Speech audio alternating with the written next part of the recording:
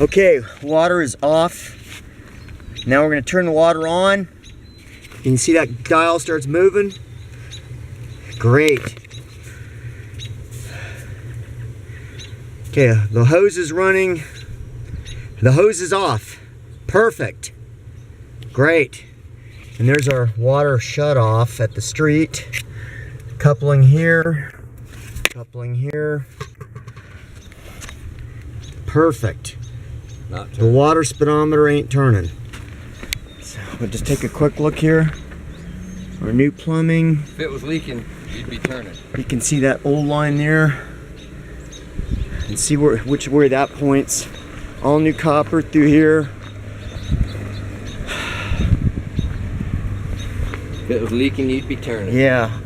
36 inches plus down.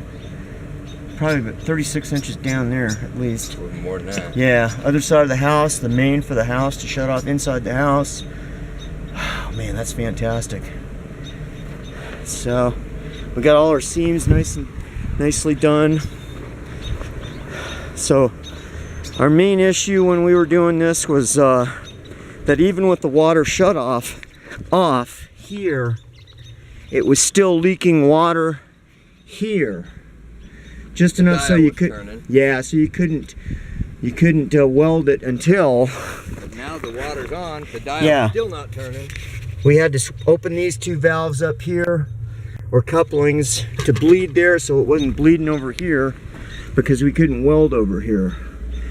And you can see how that pipe doesn't make a straight line across here. It just goes all over the place. So this is correctly done, and we don't have a water leak anymore. So if you have these kind of problems, that could be your result. And we're just abandoning this old pipe because it's not worth digging out. And who knows where the hell it is. I don't know, we ain't even thinking about that one. So there it is. Water headache solved. 150 bucks in materials. Not too shabby, considering the plumber wanted 3 grand. Not too shabby. They just, yeah, that looks great. That looks fantastic. With everything on, nothing on in the house, the dial's not turning. That's all you gotta watch. Yep, perfect.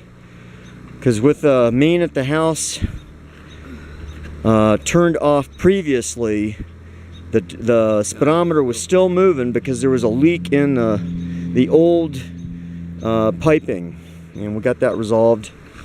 See you on the next YouTube.